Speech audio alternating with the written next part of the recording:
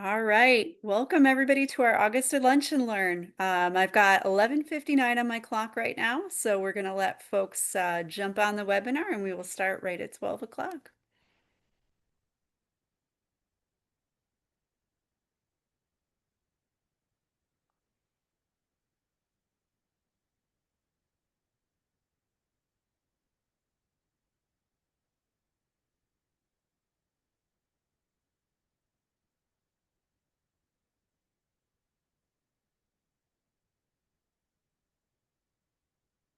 Okay, I've got 12 o'clock on my clock here in Rochester, so I'm going to get us started. Welcome to our August Lunch and Learn. Appreciate everybody joining us today. Just a couple of reminders before we get kicked off. This is from 12 to 12:30 today. Our Lunch and Learn series, standard, hosted by the New York State Kinship Navigator. Every month we come together to discuss a topic of interest for kinship caregivers and kinship professionals. We are in a webinar format today, so it will be recorded, but nobody will be able to speak except for myself and our presenters. So if you have any questions as we go forward, please feel free to drop them in the chat. I'll be monitoring the chat to answer questions for Carolyn. If you have signed up for today's webinar, know that you will be receiving material that we've discussed today next week, along with a recording. The recording of the webinar will be available for everybody on the Navigator's YouTube channel. And so we'll make sure that we get that out to all participants. We are taking a break next month from our Lunch and Learn, so there will be no August Lunch and Learn scheduled. Got a lot of vacations and staffing patterns moving around, so we're going to take a break until September. And this is a reminder that September is Kinship Care Month, so September 25th will be our annual Kinship Care Month celebration. There's information right on the Navigator website. It is September 25th in Albany, New York at the Marriott. Please feel free to RSVP. That is free of charge. And while you're at it, think about a nomination for our Cure Awards for a professional, organization, or kinship caregiver. Those are due August 15th. Information is right on the Navigator website as well. And if you're not signed up for the Kinship Tidbits newsletter, right on our homepage, please feel free to do so. Information about all the Lunch and Learns, the Kinship Care Month events, and those Cura nominations. They come out once a week to everybody. My name is Rae Glaser. Probably should have kicked off with that, but I think everybody on the call knows me. I am the director of the New York State Kinship Navigator program. Just as a reminder, if you're brand new to this, we provide information, referral, and education for kinship caregivers, kinship professionals, and prospective kinship caregivers all across the state. Our helpline hours are Monday through Friday, 10 to 4. We have a website, www.nysnavigator.org, where you can find information on kinship resources across the state, legal fact sheets to help with kinship caregivers, and speak with our kinship specialists either online or via our warm line. So feel free to check that out. Like I said, I think everybody's pretty aware of the Kinship Navigator resources, but I'll drop that right in the chat just in case anybody's brand new to this. So without further ado, I'm going to turn it over to Carolyn Kubitschek to have a conversation with us today about how to find out if your name is on the State Central Registry, otherwise known as CSR, I shouldn't do my acronyms, SCR, and if it's an error, how to have that removed or how to have it sealed. Carolyn, thanks for joining us today. Right over to you. And thank you, Rae. It's a pleasure to be here and to talk about clearing your name in the State Central Register. I'm a lawyer, and I've been doing this type of work for more than 40 years. I'm a lawyer in private practice with the law firm of Lansner and Kubitschek in Manhattan. And one of the things that we have done is that our firm has published a guide which is available online. It's called Clearing Your Name. And I understand that all the participants are going to receive the link to get Clearing Your Name. And in addition, if you look on Google, if you check Google, which I just did this morning, um, for clearing your name, SCR, it pops right up. Yep, we're going to make sure that we send out that link as well as the PDF document to everybody that's on the call today. It's pretty fantastic. It was just 20 pages in length, so we wanted to make sure that everybody could have that as an attachment. Thank you. Okay, you're welcome. All right, so one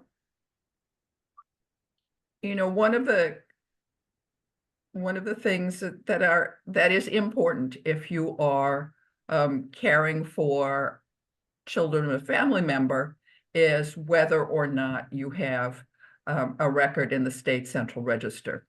And the state central register was created for two reasons. And one of them was to keep track of people who have abused or neglected a child. And the other was to make sure that people who have abused or neglected a child don't get jobs or licenses to care for other people's children. And so having your name on the state central register is really an impediment to be able to work in childcare, to be able to be a foster parent, even to be able to be a volunteer at your kid's school, because any employer or licensing agency or even volunteer groups can check. And if they find that you are one of the, at this point, I believe 2 or 3 million people in New York State who are listed, you are not going to get a job, you're not going to be licensed as a foster parent, and you may not even be able to volunteer. Now, yeah, if you hear there are 3 million people on the list, then you know there's something wrong, because there are only 17 million people in our state. It's a big state, but 3 out of the 17 million people, 3 million of the 17 million are child abusers. I don't think so. And one of the problems with this system is that it is extraordinarily over-inclusive, so that a lot of people whose names are on that list, and this is a list of confirmed child abusers and child neglectors, should never have been on the list to begin with. And those who are on the list have a right to clear their names, and people who do follow up to clear their names are successful 75% of the time. So 3/4 of the people who seek to clear their names do in fact clear their names. And this is to encourage people, if you are on that list and you think you shouldn't be on that list, you number one, have a right to clear your name, and you should go for it, because there is a good chance, statistically 3 out of 4, that you are in fact going to clear your name. So the first thing is, well, how do you find out if you are on the list? And theoretically, you should know, because the way somebody gets onto the state central register list is if there is a call to the New York State Child Abuse Hotline, and the hotline accepts the call, and they weed out some of the calls that have no merit or don't have that enough demographic information. If they accept the call, the accusations in that call have to be investigated by the county child protective services. And at the end of that investigation, which can last no more than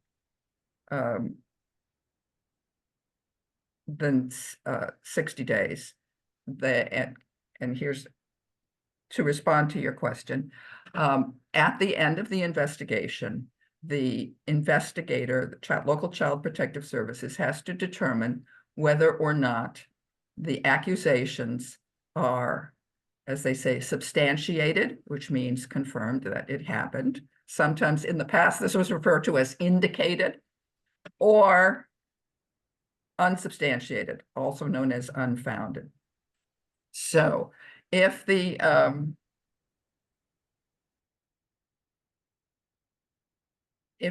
accusations are substantiated, well, either way, the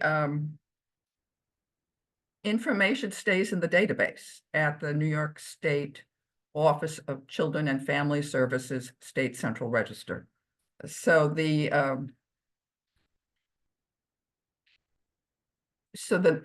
name is there. There is a mechanism for getting the information expunged if it is unsubstantiated, but that's outside of this talk. So if the case is marked unsubstantiated, the information will not be disclosed to employers. It will not be disclosed to foster care agencies or other licensing bodies, and it will not be disclosed to volunteer organizations, like, as I said, schools, if you want to be the class parent or something.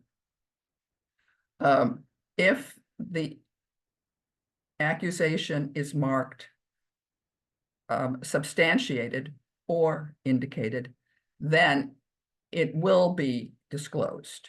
And if, for example, there are 18 accusations of wrongdoing, and they're all investigated, and 17 of them are marked unsubstantiated, but one is marked substantiated, that record will be disclosed. Not the contents. So the employer will not know if you are on the list because you beat or burned a baby on the one hand, or missed a couple of doctor's appointments on the other hand. They won't know that, but they will know that you are on the list.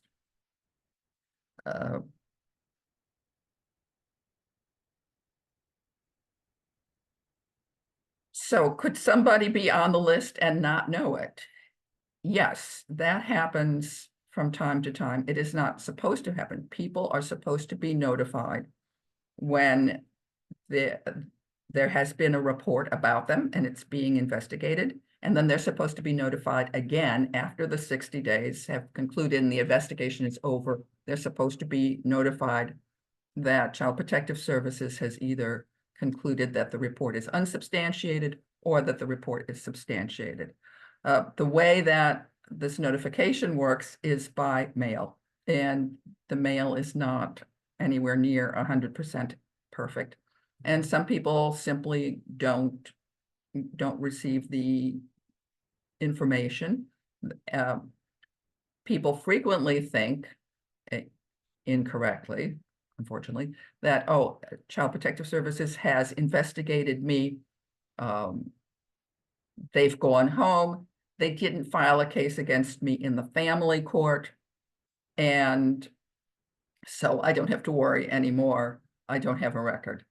That is not true, because a lot of investigations do not result in family court activity. But every investigation ends with either a conclusion that the report is substantiated or not substantiated.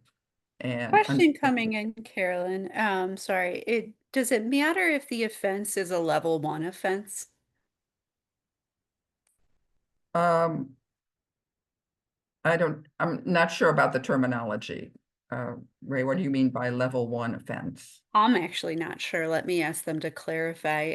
India, what do you mean by a level 1 offense? If you could elaborate on that, that would be great. Okay, level 1, there we are.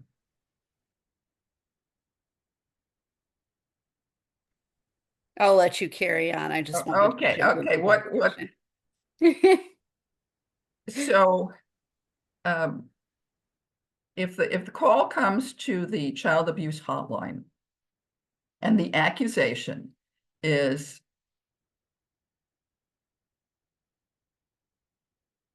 that you have done something that is defined as either child abuse or child neglect, and maltreatment equals neglect. If that accusation equals is child abuse or child neglect, there will be an investigation, right? If the accusation is, well,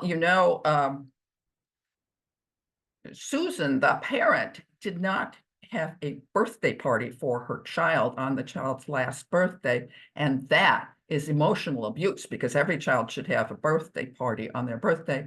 The staff at the hotline will say thank you, and they will then say this is not child abuse or child neglect, and there will be no investigation.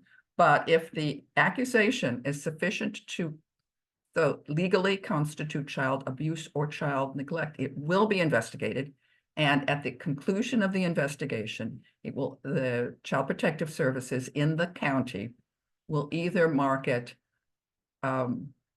substantiated or unsubstantiated, and there will be a record. So I'm not, and it can be seen by employers. I've been doing this for, as I said, 40 years. I am not familiar with the term level 1. Paperwork stated that will be sealed in 5 years. Okay, we'll get to that in a bit.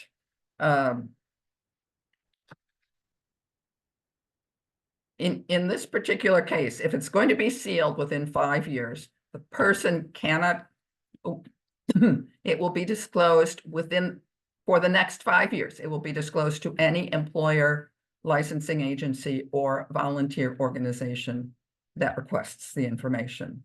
So the person is basically not going to get a job or be able to be a foster parent or even be able to volunteer for that 5-year period. After that, the person will not have a record anymore. Will have a record, but the record will be sealed.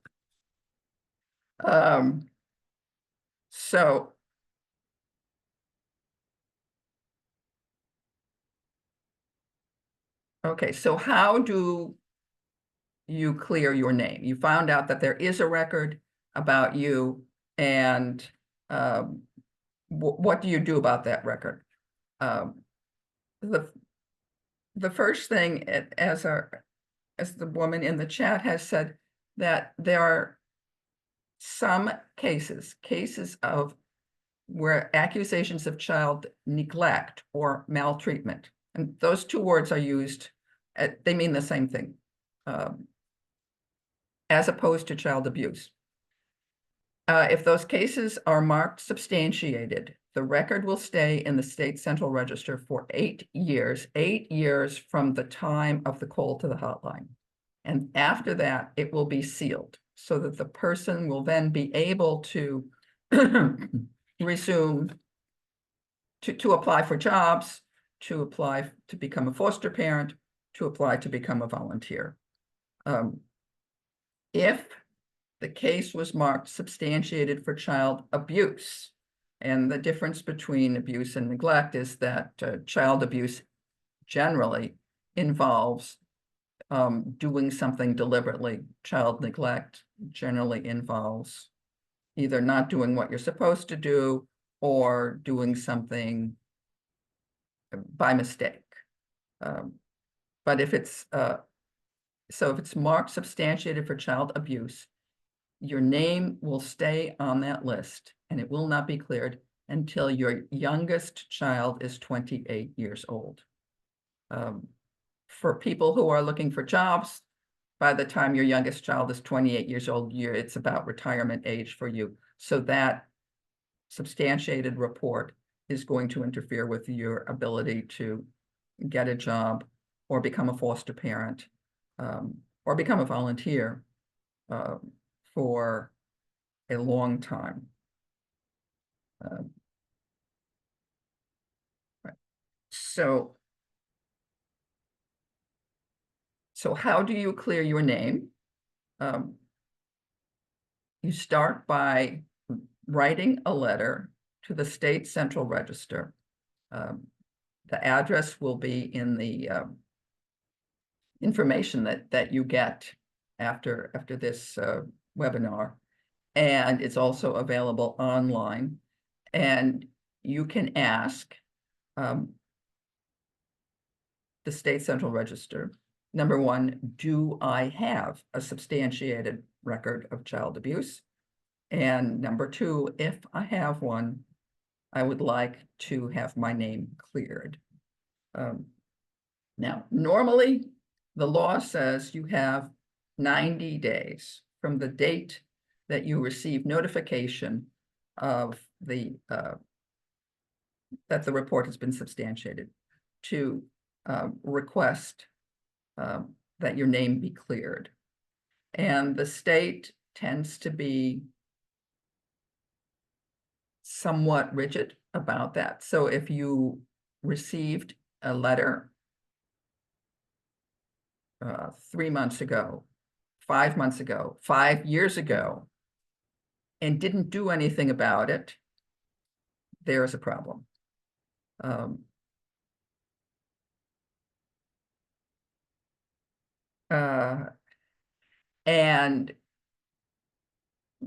But a lot of people didn't receive those letters. As I said before, the mail is not particularly accurate. People don't get letters that get sent, or Child Protective Services forgets to send the letters, or Child Protective Services sends the letters notifying the individuals to a former address or a wrong address. And so the people do not know that they have been, there's been an investigation and it's been marked substantiated. Or it's possible that, and this happens more often than one might expect, there's an investigation, the investigator comes out, the caseworker says, well, this is great, everything looks okay, I'm going to be closing your case, and it's going to be marked unsubstantiated, and goodbye, have a good life. And then the caseworker finishes up the paperwork and delivers it to the supervisor, to her own supervisor, and the supervisor says, hey, wait a minute, this is substantiated. I'm marking this, and I'm the supervisor, right? I get the final say, and marks it substantiated. And the individual who thought that her name was going to be cleared just suddenly either learns, or maybe doesn't even learn, that it hasn't been cleared, and doesn't learn until later. So one of the things that you might want to do right now is find out if there is a record, if you have a record in the State Central Register that you don't know about.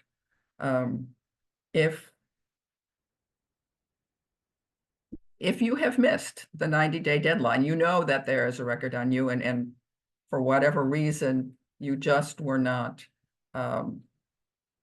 able to deal with it at the time, there's a second chance. And that is if you apply for a job and you apply for a foster care license, or you apply for a volunteer position where they are going to screen you through the State Central Register, and you have never had a hearing to clear your name, then the state will give you one more option. They will then say, someone is checked. We're about to tell them that your name is on our list. You have a right to clear your name.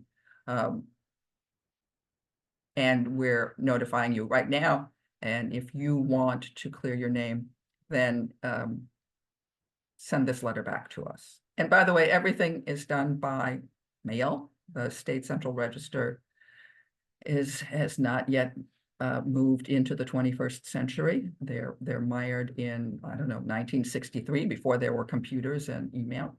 So you're going to be doing everything by mail. That sounds about right. Just a heads up, Carolyn, we got about 5 more minutes. Okay. I know it's a tough subject to weed through.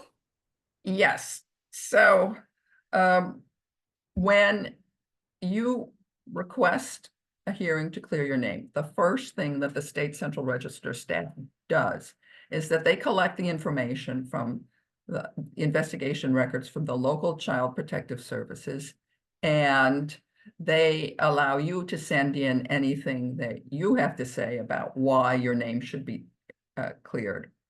And they do a paper review and decide whether or not they can clear your name without even a trial. And in about half the cases, they do. They clear the names without a trial. The other half are then referred to a judge who is called an administrative law judge, who is going to have a trial. You have a right to bring a lawyer with you to that trial to represent you. You do not have a right to a free lawyer. The government does not have to provide one, but on the document you're going to get, there is a list of a dozen or so organizations that provide free representation at these hearings. I strongly recommend that you find a lawyer, because the hearing, they call it a hearing, it is in fact a trial. Witnesses testify, witnesses are cross-examined, people can provide documentary evidence, and there will be two separate issues at this trial that you will have to deal with. The first is whether or not you abused or neglected a child. And the second is, if you did neglect a child, have you become rehabilitated? And you can provide evidence on both of those issues. One of the things that is new being in the past 3 years, is that people who had a case in family court and they won that case in the family court, now their names will be cleared. But it's not an automatic clearing of the name. It's not unless you ask. But on the flip side, if you had a case in the family court and you lost the case in the family court and the judge made a finding of child abuse or child neglect, you cannot win to get your name cleared, but you can win to get it sealed, which means that it will not be disclosed to other to employers or licensing agencies. I'm seeing still that people are talking about categories, levels 1, 2, and 3. This is not, this must be local to your county, because where I practice in New York City, we don't use that terminology. The State Central Register does not use that terminology. So I would say that whatever is the terminology is in your county, you should still go ahead and go through the process to clear your name, because otherwise those records are going to come back and bite you later on.